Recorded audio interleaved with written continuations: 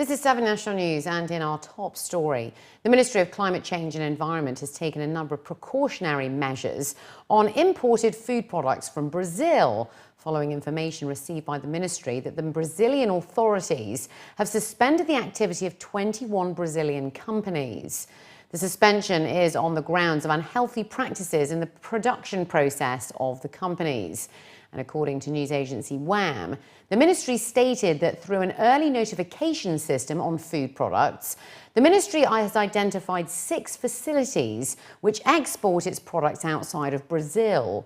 Preliminary information indicates that only 1 Brazilian facility is exporting to the UAE. In order to take necessary precautionary measures, the ministry has prepared a list of the banned Brazilian companies and their products, including frozen beef and poultry, some frozen vegetables, honey, and frozen fish. It has also issued a circular with the ID number printed on food cards to all local authorities. And importers are instructed to immediately withdraw these products and destroy them if necessary, or return them to the country of origin under the supervision of the food safety authorities in each emirate. The ministry had also confirmed that food shipments from the listed Brazilian companies are not allowed to be released. The ministry is also warning the public not to buy or consume Brazilian products bearing certain ID numbers. The ministry reiterated that all imported and traded products undergo a strict control system in accordance with the best international practices at all stages of the food chain. A 2-week grace period will be given to building owners and shopping malls in order to conform to new escalator safety rules. That's according to an official from the Dubai municipality. Khalid Mohammed Sharif, the Assistant Director General for the Environment, Health and Safety sector, revealed that the circular focuses in particular on the protection and safety of children. It was noted that escalators must be secured by installing a cover to protect the upper conveyor belt, as well as the protection at the starting area of the conveyor belt, where children sometimes cling or climb onto, with the possibility of getting clothes stuck. Reda Salman, the director of the Health and Safety Department, stated that a minimum 1,000 dirham fine will apply to those who do not abide by the new rules in the coming 2 weeks. He said that certain standards were previously put in place, but the circular will put matters under surveillance. The circular also states that all elevators, escalators and moving passageways must have a certificate of examination and compliance with the safety requirements of a company accredited by the Emirates International Accreditation Centre. The Ministry of Interior has announced that from the 1st of May, the registration of imported used vehicles will be subject to a conformity letter by the Emirates Authority for Standardisation and Metrology. The note must verify compliance with the new regulations on the import of used vehicles. Brigadier Gaith Hassan Al-Zabi, the Director General of the Traffic Coordination at the Ministry of Interior, urged all importers of used vehicles to apply for the conformity letter before registering vehicles at the different licensing departments in the country. He noted that the new regulations had been circulated to all licensing departments across the UAE and that it will help enhance safety and minimise accidents. Hundreds of public buses and taxis have been assigned to the Meydan area today in order to help manage traffic during the Dubai World Cup, as well as thousands of parking spaces for those who are driving. The Road and Transport Authority has announced the plans in collaboration with the Meydan City and Events Security Committee, revealing that the new measures will be managed for over 8 hours from 4 p.m. to midnight. 7,800 additional parking slots for the public have been made available, as well as 150 30-seater shuttle buses deployed by the RTA. It was also noted that about 6,400 parking slots attached to the Meydan grandstand will also be available for badge holders and VIPs. The RTA has installed 19 directional signs for the venue and the eastern parking lot opposite to the racetrack. Around 400 taxis will be on standby initially on Saturday, but that may go up to as many as 4,000 cabs, including limousines, by the end of the event. That's according to reports. Etihad has released an official statement off the back of the recently announced US device ban in cabin luggage, revealing that from today, the 25th of March, all passengers on all of their US-bound flights from or transiting through Abu Dhabi International Airport will not be permitted to carry electronic devices bigger than a smartphone or mobile into the aircraft cabin. It noted that items such as laptop computers, tablets, including iPads, gaming devices, cameras and e-readers, will be required to be placed in checked-in luggage.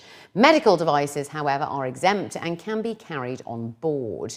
It added that US-bound passengers travelling via Abu Dhabi must check in their electronic devices at the point of origin, and the directive issued by the US Transportation Security Administration does not affect flights departing from the United States. Etihad guests were also encouraged to avoid carrying spare battery packs larger than those permitted, as these will not be allowed in either the luggage hold or the cabin. The UAE capital can look forward to 10 days of cultural festivities as the Mother of the Nation festival kicks off on Sunday. Abu Dhabi's Corniche will be the focal point throughout the next week, where visitors can look forward to a number of musical concerts, coupled with Emirati dancers and an orchestra that will be on the main stage. A two-level pavilion has been set up along the Corniche, featuring a number of art exhibits as well as a souk zone, where visitors can buy local handicrafts and jewellery, while also visiting a showcase of dhow making. There is plenty of entertainment for the little ones at the Interactive Happiness Zone, which this year will focus on the environment. Young artists will also have the chance to practice their artistic skills in the art zone, where they will attempt to make pieces with recyclable objects. This year, we're super excited to host and organize the Mother of the Nation Festival, the 2017 edition. This event will run from the 26th of March to the 4th of April. We're excited this year because we're going to host different zones, including the Happiness Zone, Progress Zone, the Mother of the Nation Pavilion, and the Souk Zone as well. At the different zones, there's obviously a lot of elements that is to do with edutainment, but what I think is the major highlights of this event in particular is the Mother of the Nation Pavilion itself, with the that will showcase all the achievements of Her Highness Sheikha Fatma bint Marak, who is the Mother of the Nation, and also at the Progress Zone we have MoCCaE. MoCCaE is an exhibit. MoCCaE means water, and we're going to be showing about the importance of conservation and sustainability. These are some of the values and the pillars of the Mother of the Nation Festival, including edutainment, empowerment, and many other activities and values that are associated with them. So I think the visitors, especially the children, are going to really enjoy this event. They have something to do now during their spring break, and of course enjoy Abu Dhabi as a destination as a whole, so they can come down to the Mother Nation Festival and then go off and enjoy the other attractions that Abu Dhabi has to offer. And finally, looking to other news now, the Dubai Aquarium has welcomed new baby animals to its family, and visitors were given the opportunity to watch baby otters take their first swim at the Dubai Aquarium and Underwater Zoo. The debut swim of 4 baby otters, who are only a couple of months old, are the latest additions to the happy animal kingdom, which includes sharks, crocodiles, varieties of fish, and other marine species. During a media briefing, it was announced that there will be a special appearance of baby otters every day in the afternoon throughout the school holidays to ensure that more and more children get the opportunity to witness the wonders of marine life live in action. It was revealed that the gestation for otters lasts any time between 60 to 64 days and typically results in 2 or 3 young ones. And while both parents care for the tiny pups, which are born toothless and with their eyes closed, male otters provide food for nursing females. In addition to the otters, many more animals had babies recently at the Dubai Aquarium, which is now home to tiny hedgehogs, a black-tip shark, bamboo sharks, clownfish, jellyfish, and a fire-bellied toad.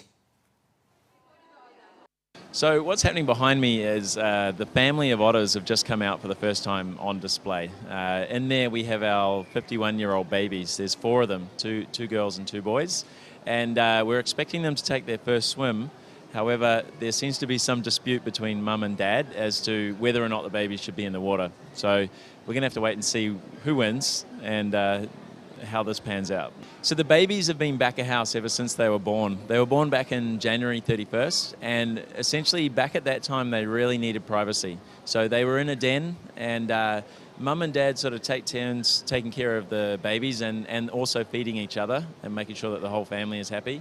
So we had to create that environment for them, and only now are they ready to sort of step out into the open. So every set of babies or every species has a completely unique requirement. Some of them need to be with their parents, some of them don't stay with their parents, some of them go off on their own the moment they're born. So we have to create all these different circumstances and a lot of special care. So a lot of attention for the staff, a lot of overtime, and a lot of one-to-one care with the animals. So now that the baby animals are all a little bit older, and in particular the otters behind me, we're able to actually put them out on display and let people have a look at these families. So of most interest is the otter family. We got 4 babies in there, which is very hard for the parents to handle. I think most mums will be able to reflect on what they see. 2 stressed out otters trying to control 4 babies running in different directions. So that's happening every single day at 2:30 p.m. throughout the school holidays.